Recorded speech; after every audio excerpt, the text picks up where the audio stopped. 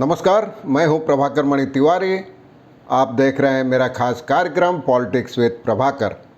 माफ़ी चाहूँगा, इधर छुट्टी पे होने की वजह से मैं नियमित रूप से अपना कार्यक्रम पेश नहीं कर सका, लेकिन अब मैं लौट आया हूं छुट्टियों से। और आज सबसे पहले चर्चा उस मुद्दे की जिस पर बंगाल की राजनीति एक बार फिर गरमाई हुई है।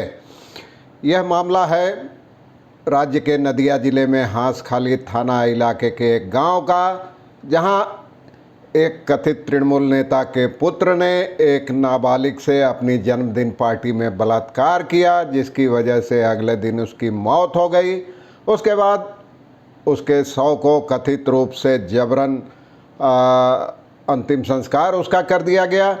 इस मामले में उस नेता पुत्र के अलावा उसके एक मित्र को भी गिरफ्तार किया है। इस बीच कलकत्ता हाई कोर्ट ने इस मामले की सीबीआई जांच के आदेश दिए हैं और इसी मकसद से आज यानी बुधवार को सीबीआई की एक टीम मौके पर पहुंच गई है।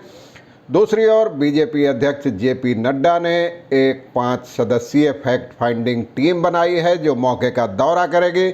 इससे पहले रामपुर हाट की हिंसा के दौरान भी पार्टी की एक 5 सदस्यीय फैक्ट फाइंडिंग टीम ने मौके का दौरा किया था और कानून व्यवस्था पर अपनी रिपोर्ट सौंपी थी।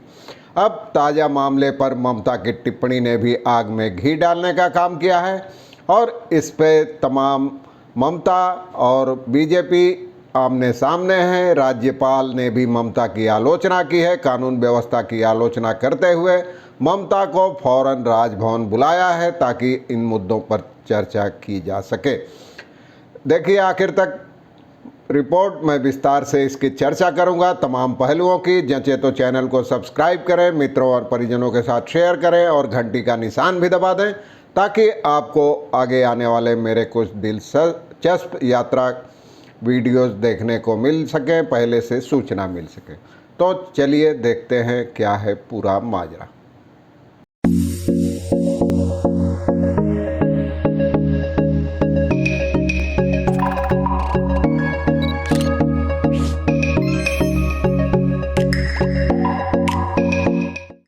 जैसा कि मैंने आपको बताया, पश्चिम बंगाल में नदिया जिले में एक नाबालिग के साथ कथित बलात्कार और उस वजह से उसकी मौत के बाद इसकी घटना पर विवाद लगातार तेज हो रहा है। इस मामले में तृणमूल कांग्रेस के एक नेता के पुत्र के शामिल होने के आरोप के बाद इस मुद्दे पर सत्तारूढ़ पार्टी और भाजपा आमने सामने है। पुलिस ने इस मामले के मूल अभियुक्त उस तृणमूल नेता के पुत्र समेत 2 लोगों को गिरफ्तार कर लिया है। आरोप है कि बीते 4 अप्रैल को एक जन्मदिन पार्टी में पीड़िता के साथ कथित तौर पर बलात्कार हुआ। उसके बाद तबीयत बिगड़ने के कारण अगले दिन सुबह उसकी मौत हो गई और उसके बाद गांव के कुछ युवकों ने जबरन उसका दाह संस्कार करा दिया दबाव डालकर, ऐसा आरोप है पीड़िता के परिजनों का। लेकिन इस मामले की जानकारी 4 दिनों बाद यानी 9 अप्रैल को पुलिस को दी गई। कलकत्ता हाईकोर्ट ने मंगलवार को इस मामले की सीबीआई जांच का आदेश दिया तो बुधवार को ही बीजेपी अध्यक्ष जेपी नड्डा ने एक 5 सदस्यीय फैक्ट फाइंडिंग टीम का गठन कर दिया। भाजपा और कांग्रेस के कई नेता मौके का दौरा कर चुके हैं। तृणमूल सांसद महुआ मित्र ने भी मौके का दौरा कर पीड़िता के परिजनों से मुलाकात की थी।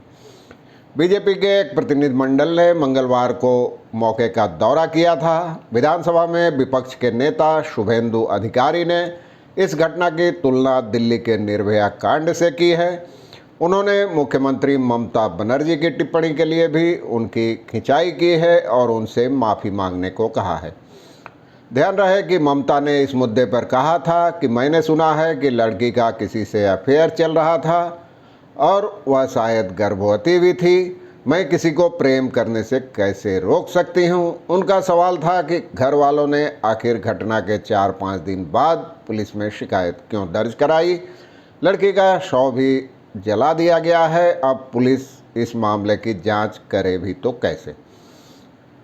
इस बीच बीजेपी सांसद और छोटे पर्दे पर धारावाहिक महाभारत में द्रौपदी की भूमिका निभाने वाली बीजेपी की रूपा गांगुली ने इस घटना की तुलना महाभारत में द्रौपदी चीरहरण से की है। उनका कहना है कि इस तरह की घटनाओं पर उनको रोना आता है।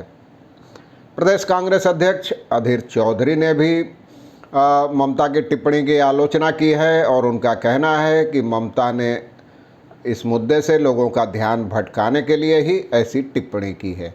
राज्यपाल जगदीप धनखड़ और भी लगातार हमलावर है पहले की तरह। उन्होंने भी इस मुद्दे पर पहले तो मुख्य सचिव और पुलिस महानिदेशक से रिपोर्ट मांगी। उसके बाद बुधवार को उन्होंने ममता को एक पत्र भेजकर राजभवन बुलाया है ताकि इन घटनाओं पर गंभीर विचार विमर्श किया जा सके। महुआ मित्र तृणमूल की सांसद पहुंची घर। उनका कहना था कि घटना के जांच के आदेश दे दिए गए हैं और उन्होंने कहा कि रेप है, पार्टी का रंग नहीं देखा जाएगा, दोषियों को कड़ी सजा दी जाएगी, कोई राजनीतिक संबंध नहीं देखा जाएगा कि किसके क्या संबंध है। बीजेपी मंगलवार को इस मुद्दे पर इलाके में 12 घंटे का बंद कर चुकी है। हाईकोर्ट ने सीबीआई जांच का जो फैसला दिया था वो इस मामले में दायर जनहित याचिकाओं के आधार पर दिया था। दूसरी ओर ममता बनर्जी के बयान के खिलाफ भी हाईकोर्ट में याचिका दायर की गई है और यह काफ़ी चौंकाने वाली घटना है। उसके बाद भी एक आध ऐसी घटनाएं सामने आई हैं बलात्कार की। और ममता का कहना था कि हांस खाली मामले में लव अफेयर था, यह उत्तर प्रदेश नहीं है जो लव जिहाद के खिलाफ हम यहाँ अभियान चलाएंगे।